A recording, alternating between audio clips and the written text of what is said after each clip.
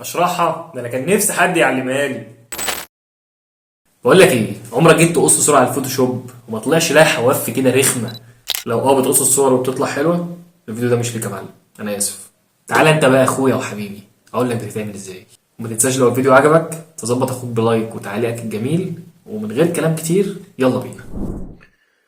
اول حاجه ده المشروع اللي هنبدا نشتغل عليه. معانا المج دوت ومعانا الصوره دي. هنبدا نشتغل على الصورتين. اول صوره عايزين نشيل الخلفيه، هنيجي هنا بالبين تول ونبدا نمشي على حواف الصوره كلها. احنا شرحنا طبعا البين تول في درس لوحده، يا ريت ترجع له واسيبه لك تحت في الوصف.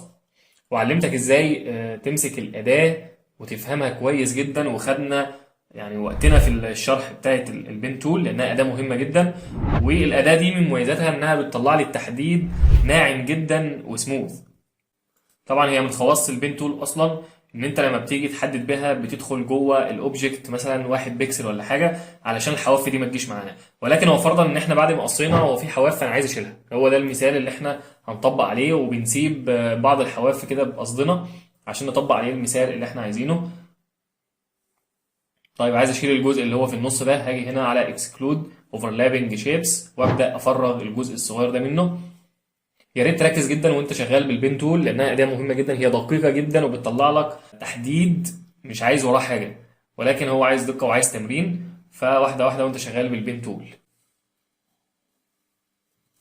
احنا بنحاول كده واحنا ماشيين بنسيب جزء من الباك جراوند علشان يظهر معانا الحواف اللي احنا محتاجينها عشان نشوف حلها ايه. طب كده انا خلصت تحديد. احنا هنا المفروض ده البيكسل، المربع ده هو البيكسل، فالمفروض التحديد يكون واخد بيكسل كده من الصورة، ولكن احنا سايبينها بقصد علشان نشوف الحواف هنشيلها ازاي. طيب بعد ما خلصت تحديد هاجي هنا ادوس كنترول انتر عشان اعمل سيلكشن، وبعدين اجي ادوس على الباك جراوند واعمل ماسك. كده فصلنا جزء التحديد ده في صورة لوحده. انت شايف الجزء الحواف اللي جه من الباك جراوند معايا في الصورة، هو ده اللي انا عايز اشيله. لو انا غيرت اللون كده مثلا جبت ابيض عشان يبان فيه اكتر، شوف الحواف السوداء باينه جدا. انا عايز اشيل الحواف دي من الصوره والتحديد اللي بيعكنن علينا والجزء اللي هي الحواف ده طبعا عايز اشيله من اي صوره. طيب حلها ايه؟ هاجي هنا على الماسك وتاكد انك مختار الماسك وليس الصوره، وادوس كنترول كليك شمال هيعمل لي تحديد على الصوره. طيب هو حلها، اول حل من حلها ان انا لو جيت عملت التحديد ده دخلته جوه المج شويه هيحل لي المشكله. هاجي هنا من موديفاي وكونتراكت وادخل السلكشن ده بمقدار 1 بكسل 2 بكسل على حسب ما انت تشوف وعلى حسب ما انت تجرب. هتلاقي السلكشن دخل جوه الكوبايه شويه. بعد كده هروح لو جيت تشوف الجزء الزرار دوت، طبعا هو كده السلكشن كويس. طبعا انت بتقدر هو كويس كده ولا مش كويس. هاجي هنا اشيل الماسك القديم وابدا بعد التحديد لما اتعمل الجديد. هاجي هنا اعمل ماسك جديد، هلاقي الحواف اللي احنا كنا خايفين منها راحت وبقت تمام. وطبعا عشان انا قاصص اصلا بالبين تول فهتلاقي التحديد ناعم جدا ومفيش فيه مشكله. هو المشكله الوحيده اللي كان اللون اللي في الباك جراوند، وخلاص احنا شلناه.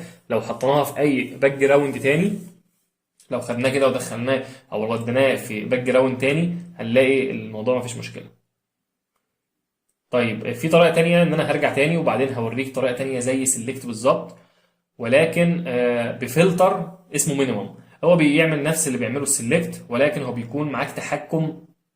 ما تقعدش تجرب هناك 1 بكسل ولو قليل فانت هتروح تزود تاني وهكذا. لا، هي البريفيو او شاشة مفتوحة قدامك وانت بتبدأ تزود واحدة واحدة وبيعمل لك بريفيو قدامك. فانت بتحاول تجرب. هي بيعمل نفس السلكشن بالظبط، ولكن دي افضل لان الصورة او الحاجة بتكون واضحة قدامك. طيب انا شايف كده كويس. طيب ادوس اوكي وكده وصلنا. هي دي زيها زي الطريقه الاولى بالظبط. طيب لو جيت خدت هنا المج ووديته على اي باك جراوند تاني عشان اشوف او عشان يوضح لو في حواف تانية، هلاقي فعلا الصوره مقصوصه حلوه جدا.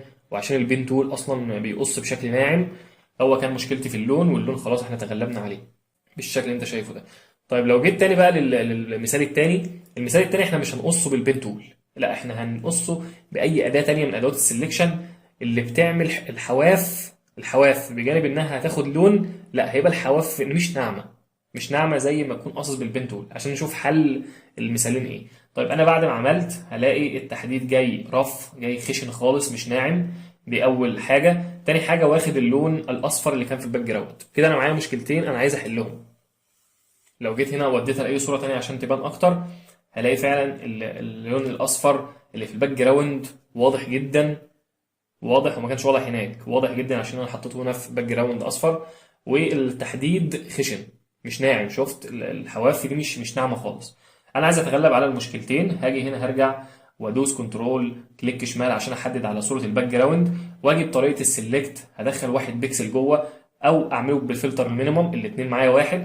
وبعد كده هعمل ماسك عشان اخد التحديد الجديد. كده انا زلت الحواف الصفراء اللي كانت موجوده، ولكن انا عايز اعمل بقى الحواف تبقى ناعمه، عايز اشيل الخشونه دي او عايز اخلي الحواف ناعمه. طيب هعملها ازاي؟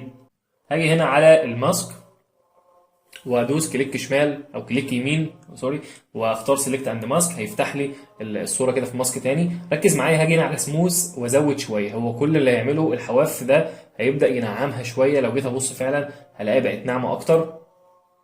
ولو حطيتها في اي او في الباك جراوند اللي احنا كنا شغالين فيها هتلاقي المشكلتين راحوا، اللون الاصفر راح والحدود بقت ناعمه اكتر.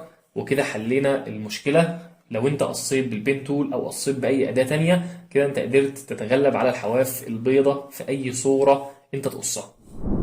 كده مالكش حاجه يا معلم، عرفت كام طريقه تشيل بقى الحواف البيضة اللي كانت مضايقاك. واخيرا يا رب تكونوا استفدتوا من الفيديو. لو عجبك لايك وسيب لنا تعليق عايز الفيديو الجاي يكون عن ايه. والسلام عليكم.